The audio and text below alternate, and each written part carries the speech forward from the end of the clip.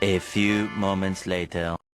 Assalamualaikum warahmatullahi wabarakatuh. Di sini dari kelompok IPAS ingin memaparkan sedikit video obrolan-obrolan dengan owner SWR Kreatif. Perkenalan terlebih dahulu. Perkenalkan, nama saya Yustia Rizky dari absen 35. Perkenalkan, saya Aulia Sazia Rahmaputri dari absen 7. Perkenalkan, nama saya Din Raini dari absen 12. Perkenalkan, nama saya Rahmatullahi Aulia, absen 26. Dan teman saya yang Tidak bisa mengikuti karena sedang sakit, yaitu Alzara Adinda absen 4. Sebelumnya, perkenalkan kami dari kelas 10 DKV 1 SMK Negeri 1 Karanganyar ingin ngobrol-ngobrol sebentar dengan Mas. Boleh tidak? Boleh. Jadi bagaimana awal sejarah? Kita tak kenal maka tak sayang. Oh, gitu. Selamat sore, saya Irawan dari SWN Kreatif Karanganyar. Kebetulan kita tetanggaan ya, dekat sama sekolah ya. Selamat sore ini teman-teman. Gimana? Ada yang bisa saya bantu? Jadi gini, bagaimana sih awal sejarahnya membangun usaha ini, Mas? Awal sejarahnya SWN Kreatif itu mulai berdiri tahun 2018 kemarin. Jadi udah berapa tahun? 2018 ke 2024 awal ini. Ya, awalnya dulu saya masih karyawan, saya masih ngikut orang dulu di Solo, di KG Desain namanya. Waktu itu saya marketing di sana. Kebetulan karena tiap orang kan juga pengen berkembang ya, tidak selamanya jadi karyawan. Pengen lah ngerasain jadi bos. Maka saya buka SWN Kreatif ini untuk mengembangkan diri saya dan juga untuk ya pengen mandiri. Intinya itu. Modal awalnya itu berapa ya? Modal awal kurang lebih sekitar 20 juta. Itu memang habisnya untuk komputer sih terutama ya. Kita komputer harus pakai yang kenceng, yang diajak nyebut gawe itu kenceng gitu. Terus paling itu modal awalnya itu sama printer sih dulu awalnya gitu. Perkembangan dari awal buka usaha hingga saat ini gimana? Perkembangan dari sisi pendapatan, keuntungan ya tentu semakin berkembang. Cuman yang agak berat itu adalah saat kemarin kita ngalami ini COVID itu hampir semua pelaku usaha juga omsetnya juga turun drastis gitu. Itu yang saya rasakan juga waktu itu. 2018 berdiri, 2019 2020 awal omset tambah kenceng, terus ya cukup grosor ketika ada COVID 2020 awal itu bulan Maret dan mulai naik lagi ya sekitar 2022 awal itu sudah mulai membaik lah, Tapi memang saya yakin hampir semua pelaku usaha waktu itu memang harus survive benar.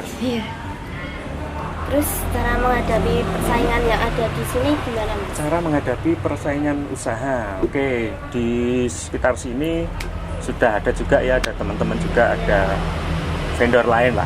Saya nyebutnya bukan pesaing atau apa itu, saya nyebutnya teman, vendor juga. Karena kadang kami pun juga saling kerjasama ketika mungkin saya pas banyak order repot, sana juga pas order repot, tapi kami masih bisa saling support itu bisa biasanya. Jadi kami ngerjakan sebagian kerjaan dia dan dia juga ngerjakan sebagian produksi saya, itu bisa terjadi.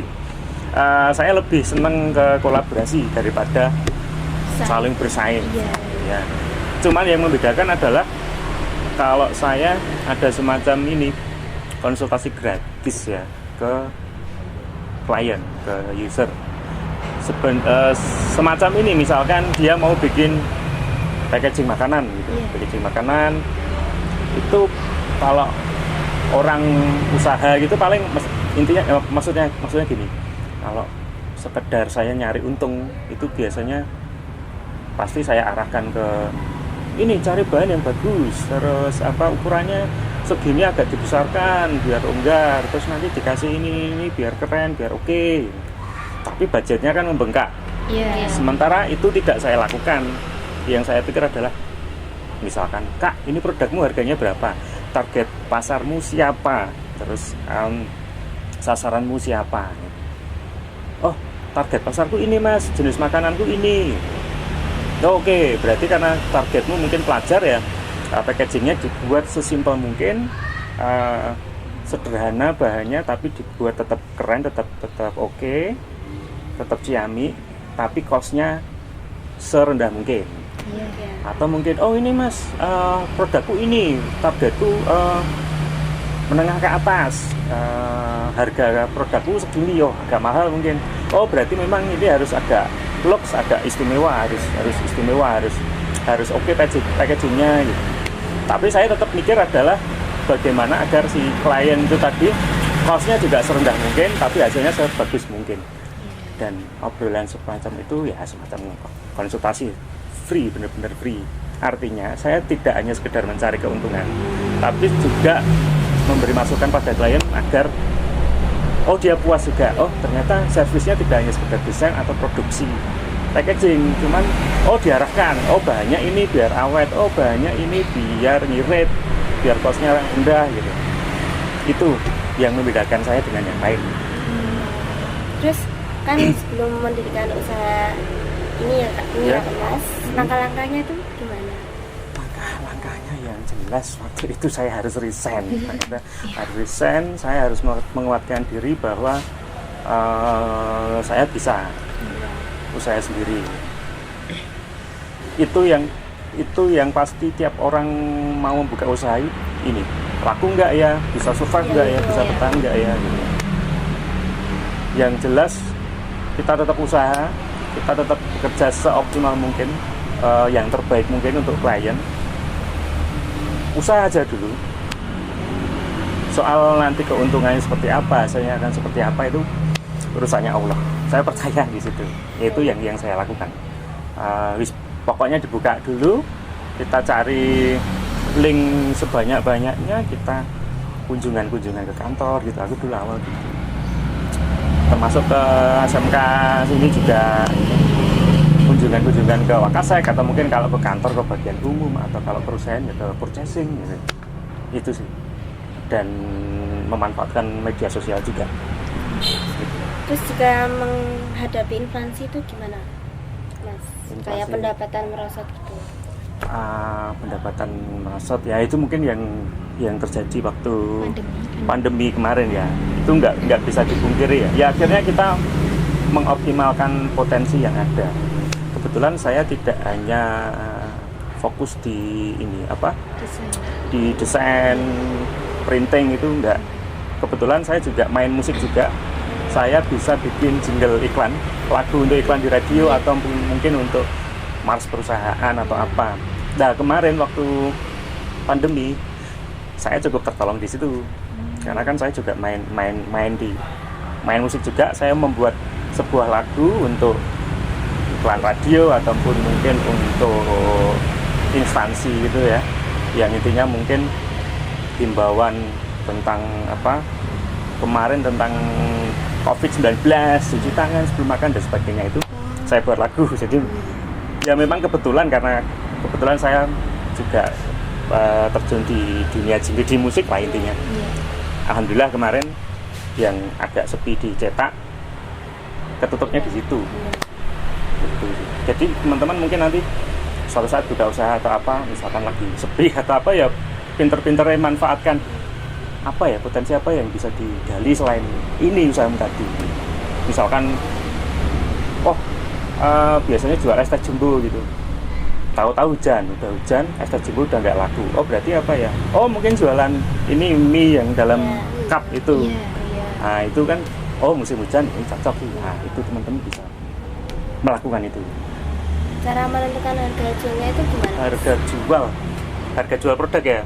Kalau harga jual produk itu istilahnya kita tentukan berapa modal untuk menghasilkan produk itu. Istilahnya harga pokok produksinya berapa. Misalkan harga pokok produksinya kita misalkan mau bikin apa ya, desain MMT plus cetaknya gitu. Misalkan kita desain, taruhlah desain 10 menit, 15 menit, ya kita hargai 20.000 misalkan.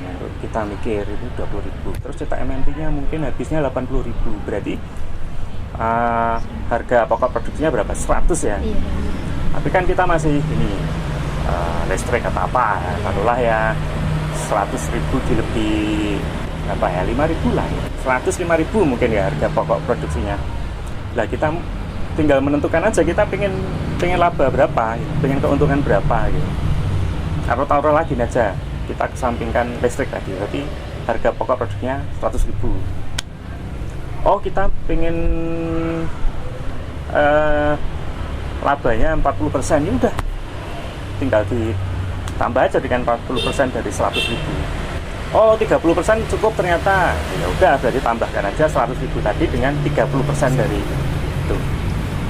Itulah teman-teman pasti udah lihat juga masalahnya itu. Itu tergantung kamu mau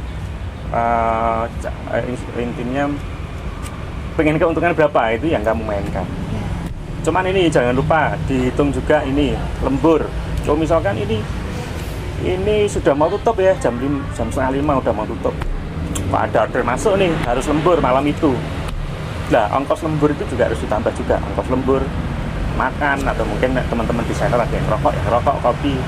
Nah itu masuk ke HPP, ada pokok produksi. Nah baru nanti mau ditambah berapa, itu penting. Ada yang lain? Sudah itu aja. Oke. Semoga teman-teman lancar semua studinya. Amin. Habis ini mau kuliah apa mau lanjut langsung kerja? Masih bingung. Oh masih bingung. Iya. Oh, nggak usah bingung. Nanti ini minta masukan dari guru-guru pembimbing di SMK Negeri 1 Karanganyar. Keren. Terima Itu? kasih ya Mas. Ya, sama-sama. Oke, makasih. Matur nuwun, sukses selalu teman-teman. Oke. Selamat sore Mas. Selamat sore. Ya. Oke guys, ini beberapa fotonya